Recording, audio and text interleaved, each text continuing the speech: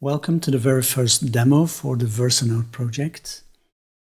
In this video, we will show you how to use the back office, how you can make some personal changes, and most of all, how you can use the factory, which allows you to edit and expand your website and keep it up to date. The URL of your website will be similar to this one. For this demo, we've chosen a fictional user named John Doe. So the URL for this website is johndoe.versanode.com. In your case, the first part will be different. This URL is hosted at the live site. You can see there's an SSL encryption lock shown. However, for this demo, we'll switch to a local version, which is not secured. That's because we're just running this locally.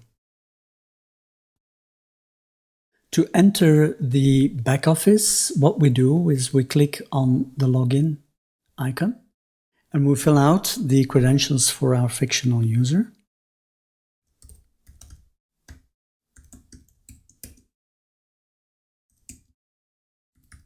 We sign in. We can click the Go to Admin page, which is also accessible through this link. So if you go to the top right and you click on your username, you will also go to the same area.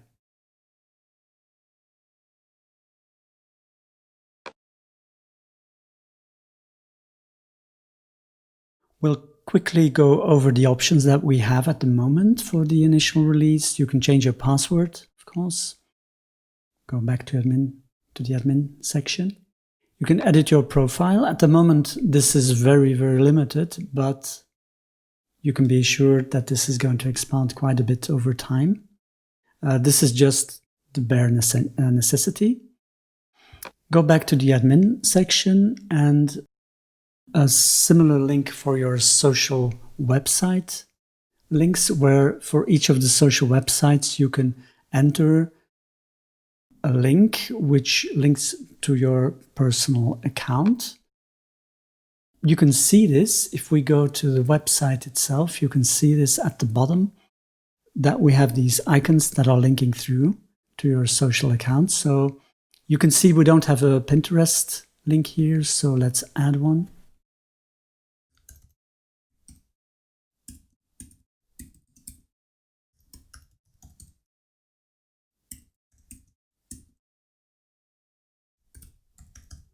There you go.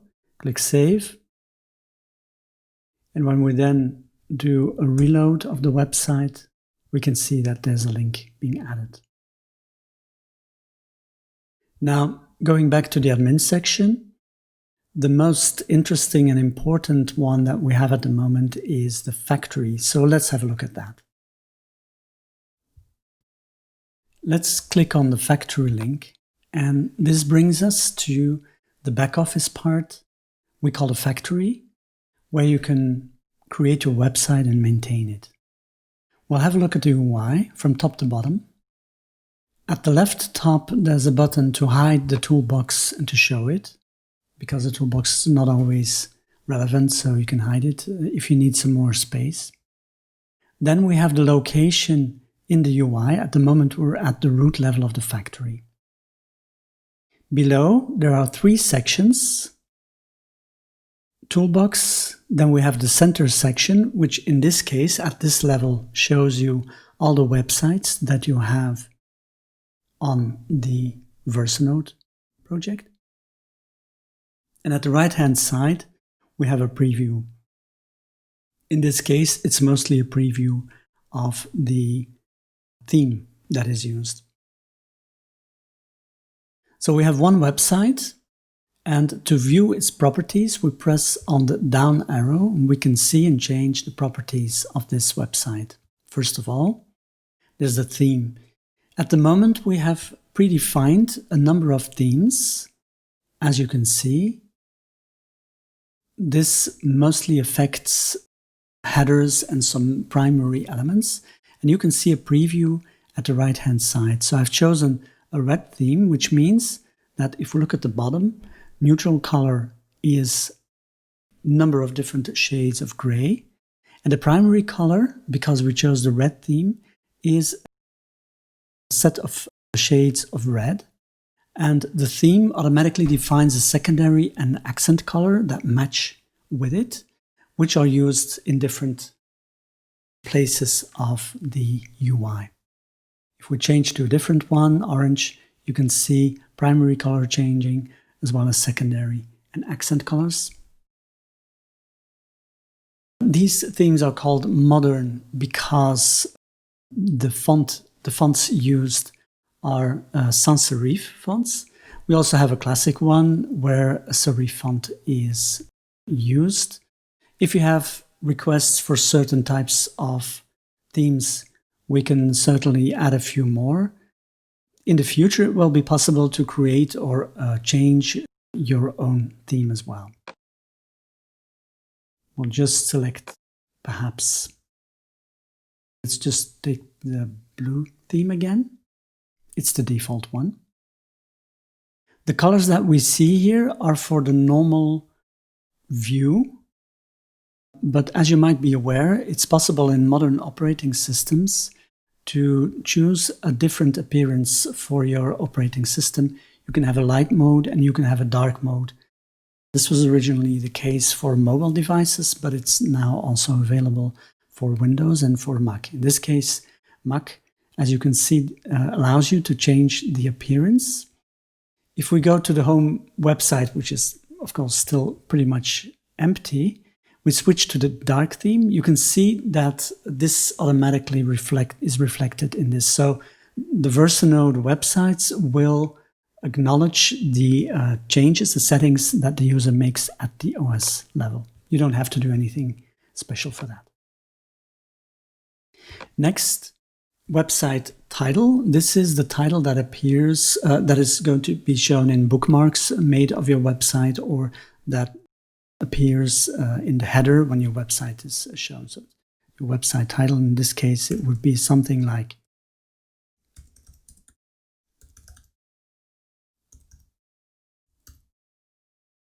this.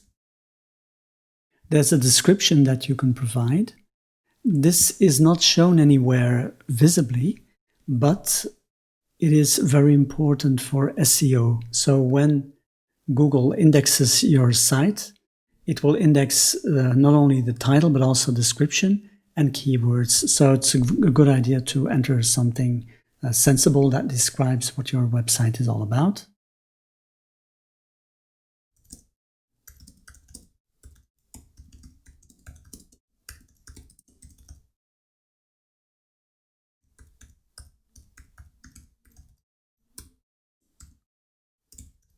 Something like that.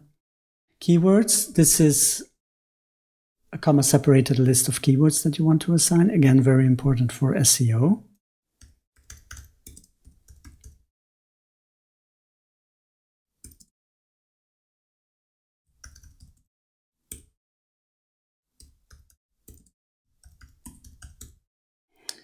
Very well, and then you can have your copyright.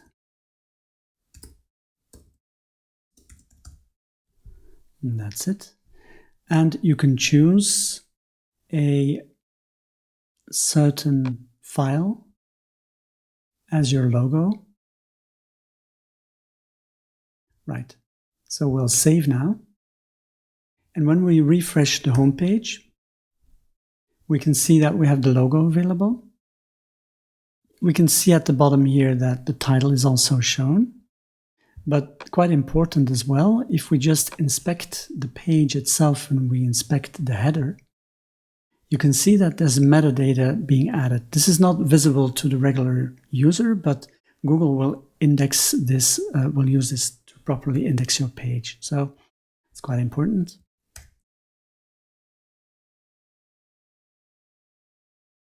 That's it for general settings for your website. So we can click again to hide this information. We'll now go to the second level of the factory. We have defined some general properties for the website. So we will now click the right pointing arrow to look at the content of that website. We see at the top that we are now in a location, factory, website. We can always go back to the previous level, factory. So if we click there, we come to the first level, where we see our website. If we want to edit our website, we click on the right pointing arrow, and then we can see the content of the website, which is in this case one page, the home page. So we have one page in our website. We can look at the properties of that page. There's a title, and the title is used for the menu. So if we look at the top right here, the menu is showing home. That's the title for the page. That the path for the page is how you will reach that particular page. Now in this case it's the home page, so we're not going to enter anything here. In the preview at the right hand side you can see a sitemap for your website, and you can see that at the moment you have one page, home, and the URL for this page is shown here. In addition, again for SEO, we can enter a description and keywords, just like we could for the website as a whole. However, in this case, the description will be specific to this page, to the home page.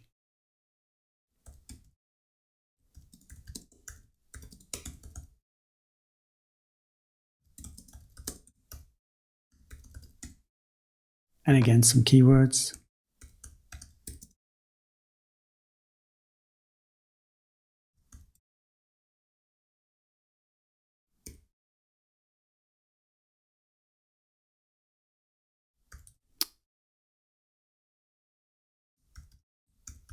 Something like this. You can see at the right hand side that this is your first page, where you have, because we can just hide this information again, we can see we have one page which has a description, which has keywords, and it has a URL.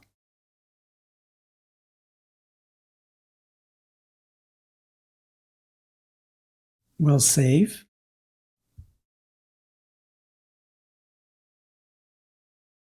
And what we'll do next is we'll go to the next level, the third level, which means that we're going to edit the content of this web page, the web page called home.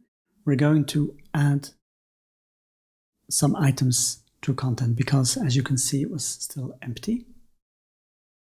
So let's edit the home page. And so in a sense, what we've done is we've just added some SEO information, and given a title, we've selected the theme.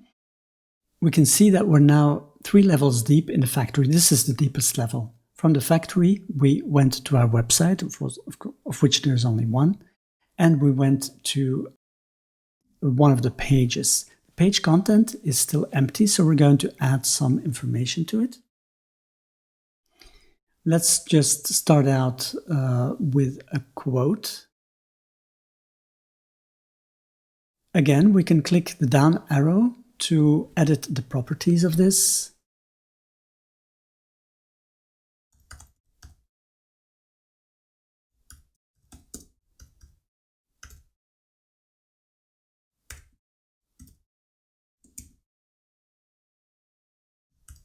Something like this, just to make an impression to our visitors. We start out with a quote. So that's the first item, the first component, the first UI component that we've added to our website, to our web page, the home page of our website. Let's save and refresh the page, and we can see that indeed this information is there. It is shown at the middle of the page vertically and rather at the left. You will see why this is the case when we add a few more items. Let's add a section now where we introduce ourselves.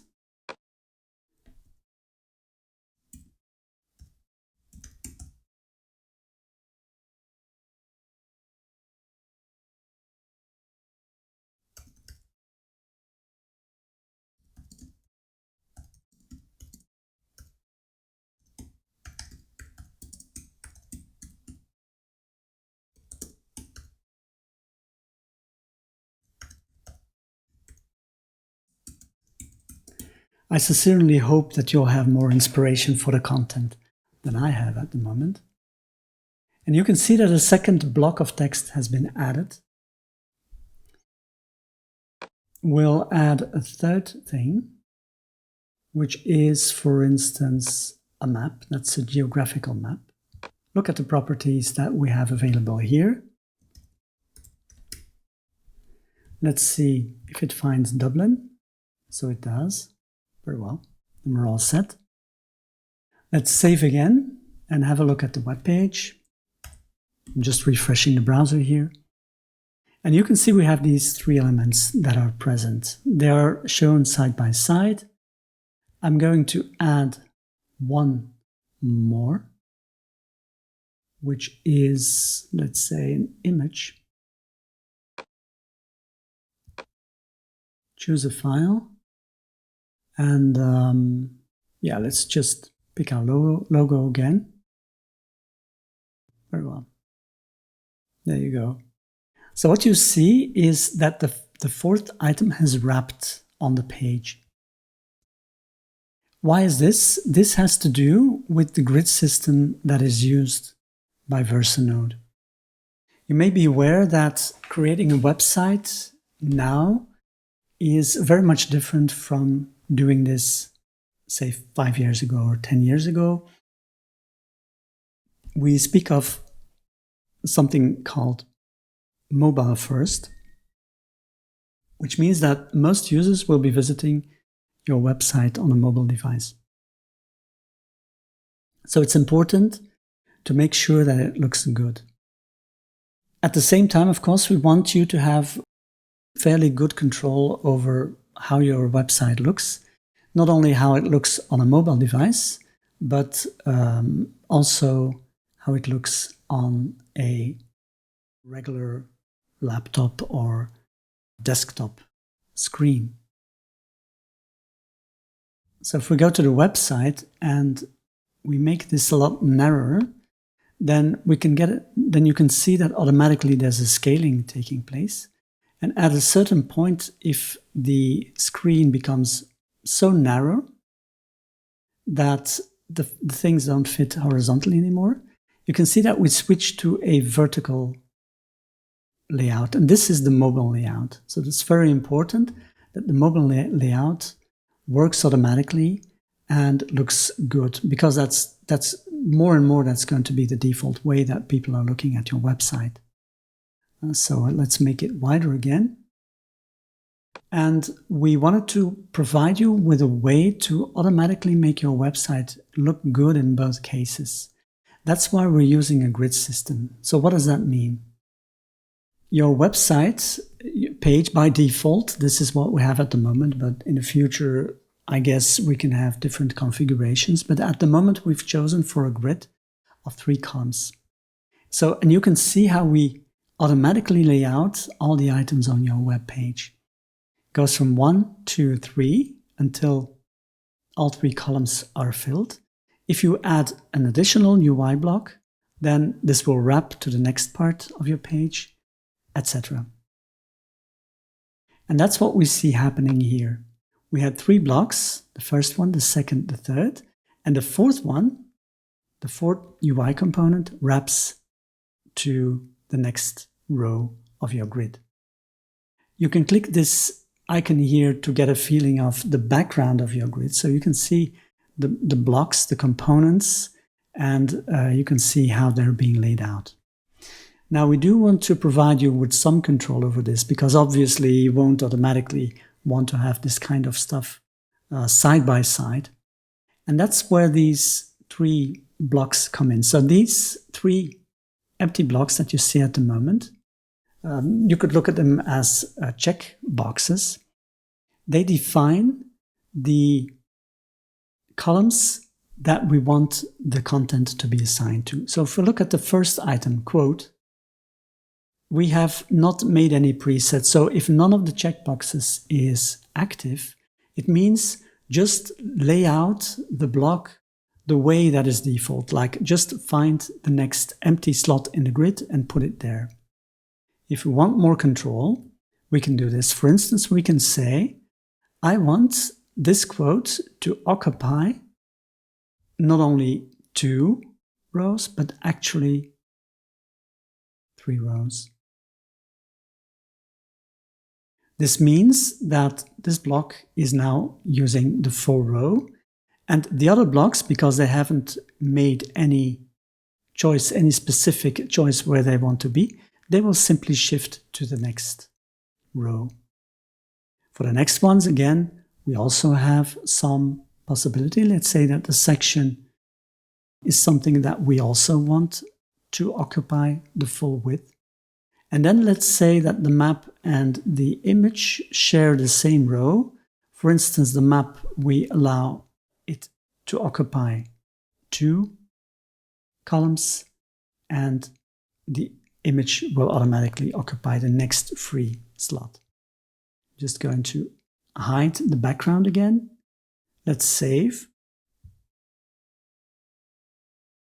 Refresh the website. And you can see that it looks, well, let's say a little more conventional at the moment. Again, when we scale, you can see that everything more or less automatically winds up at the right place. So this is the grid system. This is the layout system that we have chosen by default. It's just a choice we made to get started. Maybe at this stage, a few remarks. You may have seen that every time that I click the Save button, it's disabled now because we have no unsaved changes.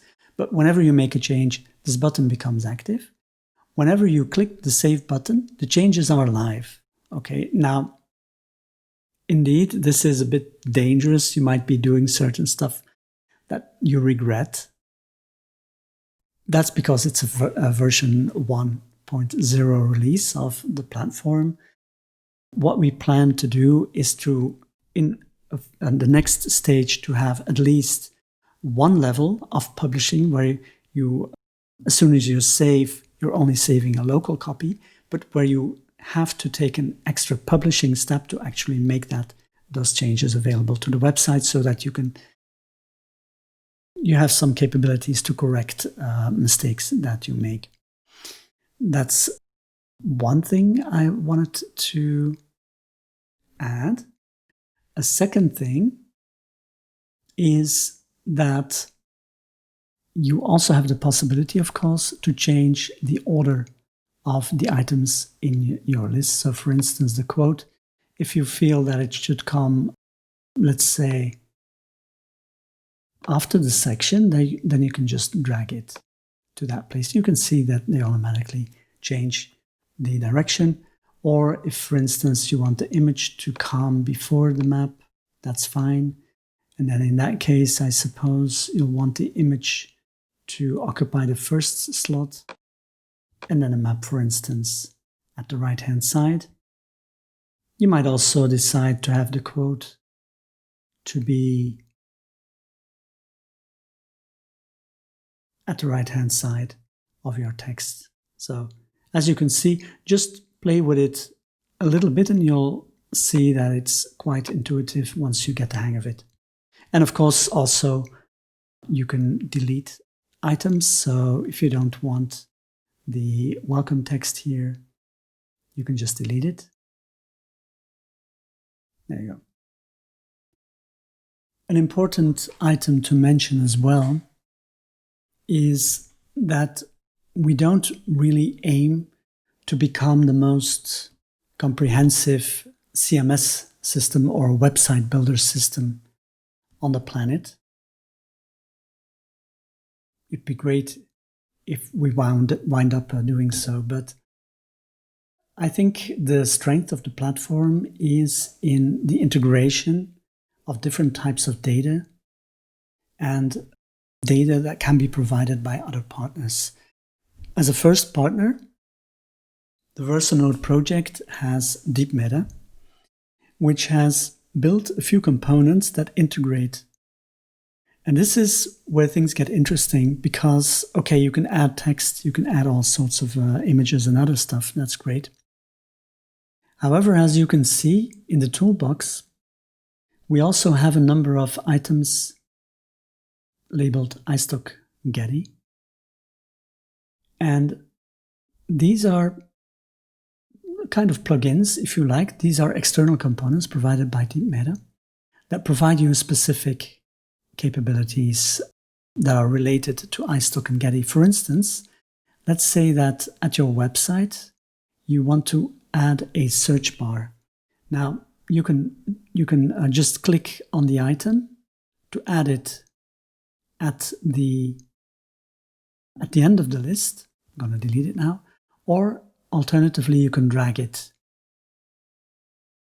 to a specific place. Say you want it there or you want it there. So those two things are possible. Just click it to add it as the last item of your page, or you can just immediately drag it from the toolbox to the place where you want it to be. And this is called a DeepMeta search strip.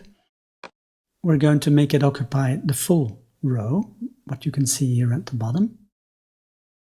And what this does is it performs a search of the portfolios in DeepMeta. Now, we haven't given an artist name yet, which means that it will just select images using the default sorting capability from all artists. Now, I assume that's not what you want. This is your website, so you want your artwork to be showcased. I will enter the artist name of one of the portfolios. All right. We will give this strip. So you can see there's a strip with search portfolio items being shown. You can give it a name. In this case, we'll name it my latest uploads. You can see it appear here at the right. A small description.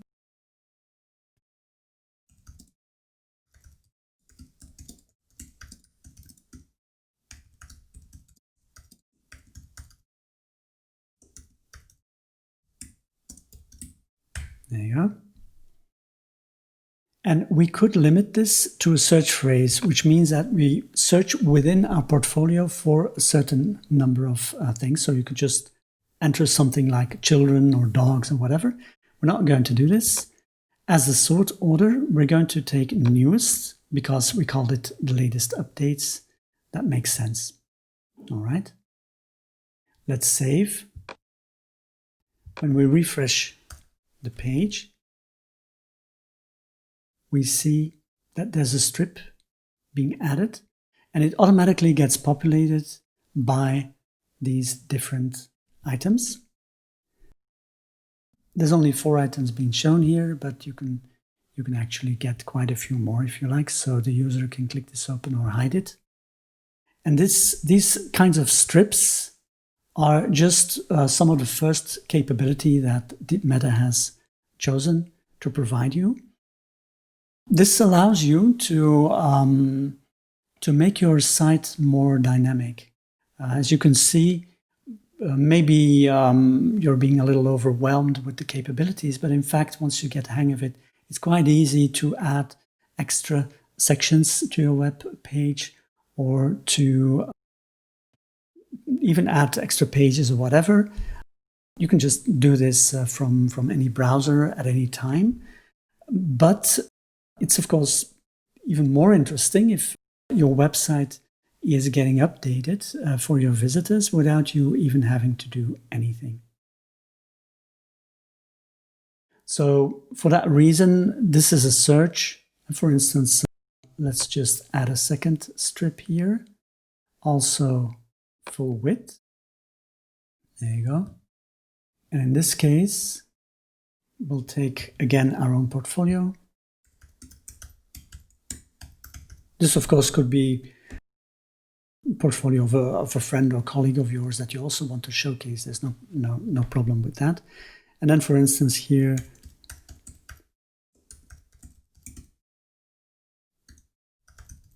there you go.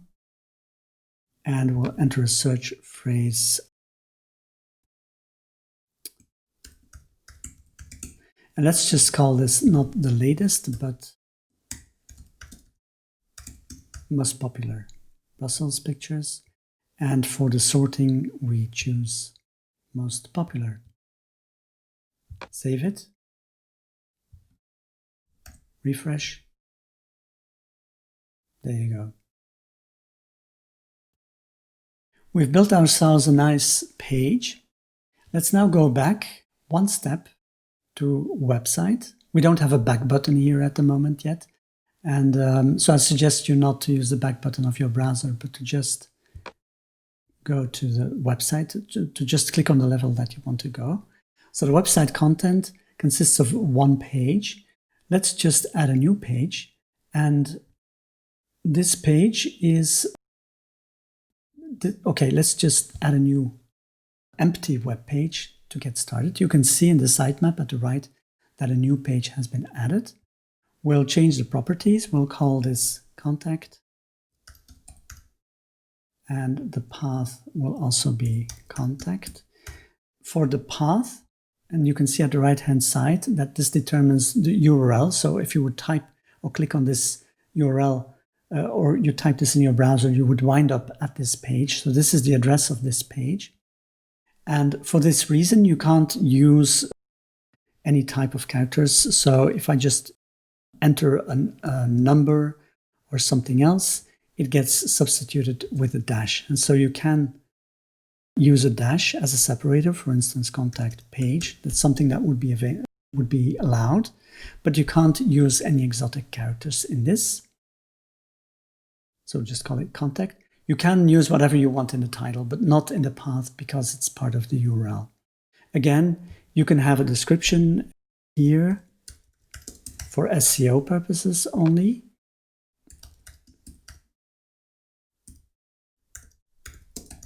There you go, something like this, which means we now have a second page. Let's save. Go to our website and refresh. And we can see indeed that the menu has been expanded automatically, home and contact. The contact page is still empty. We'll go back to the factory and we will add another page. And this is, so new web page is something that is empty and that you have full control over, so you can add whatever you want. With other pages, these are, and that's not very clear in the user interface yet, but it will become better highlighted. These two, again, are from third parties. Support ticket page is still under construction, so you can't use this yet. But Getty Portfolio has been provided to Versanode as a demo, as a first page, a plugin page that you can use. So you can not only use external components as individual elements to put in your web page, but you can actually use complete web pages as well. So let's drag Portfolio between home and contact. We look at the properties, title, portfolio. This is good. We'll just leave it like it is. We're not going to bother with SEO terms here, but you should. Artist name again is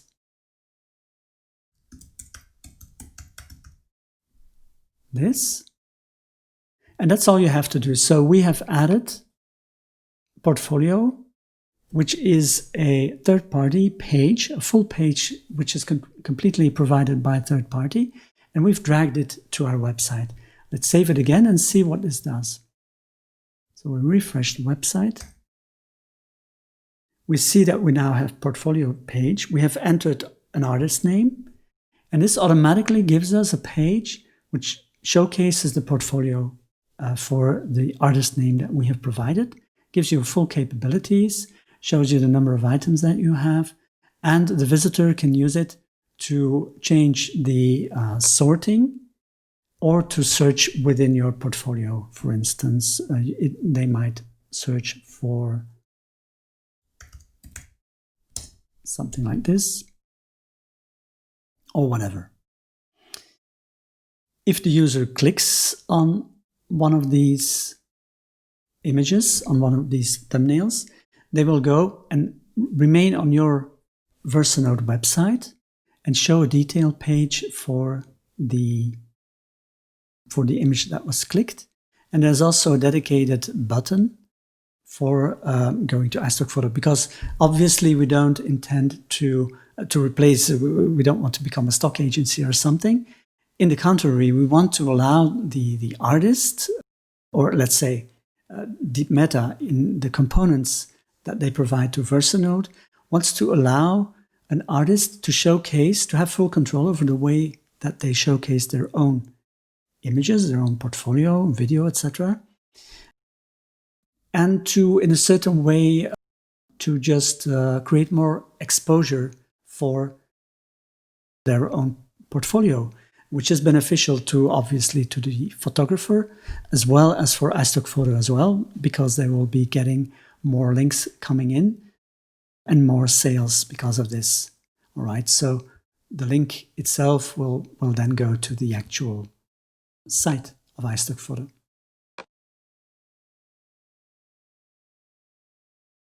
There you go. So that's the portfolio page that was fully created for you, and you don't have to do anything.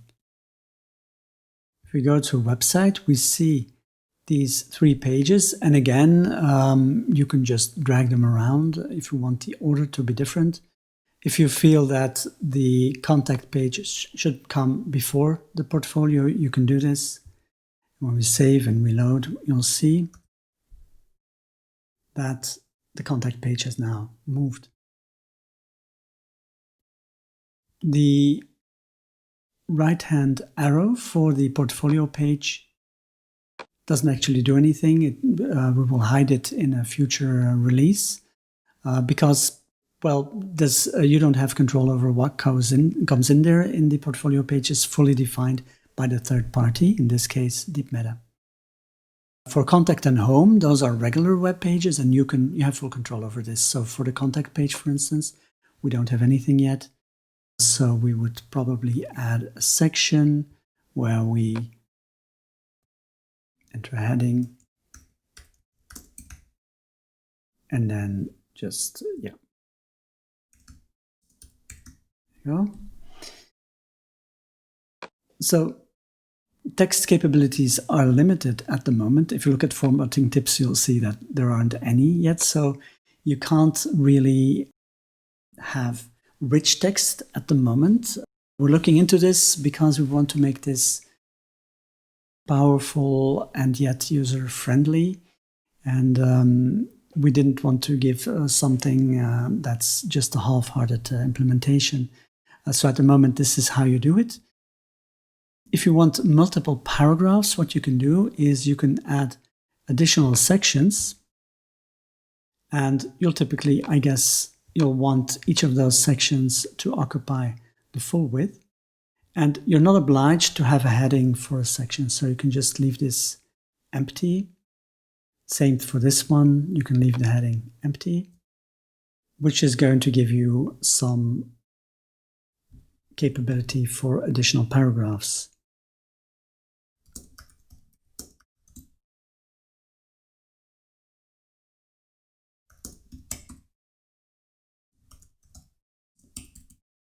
There you go. Then we also have a few, so a video item can also be added where you enter the URL of the video. This can be a YouTube URL, and you can optionally add a hyperlink so that when people click on the video thumbnail, you will link through to video site. This, separator is also possible. So that's just a horizontal line that you can give a specific width. The map we've already seen. Link, this is a little bit primitive at the moment. So since we don't have rich text capability in the text, we do have an extra link item. So for instance, you could say,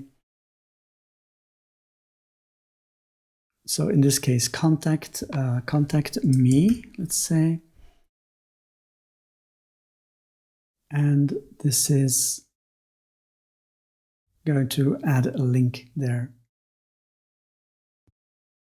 For the link, you do have some formatting options. For instance, if you type button, and that's the only option that you can have at the moment. then it will show as a button, the link. So, and this is the hyperlink. It could be, this is a local link. This is just going to the contact page of your website, but you could type a full URL of whatever website that you want to link to.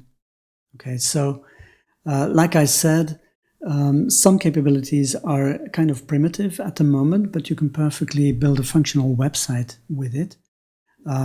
We want to focus on all the smart integrations and the smart components that you can add, more than making this the most comprehensive CMS or a website builder tool. That's it. I think we have covered most of it.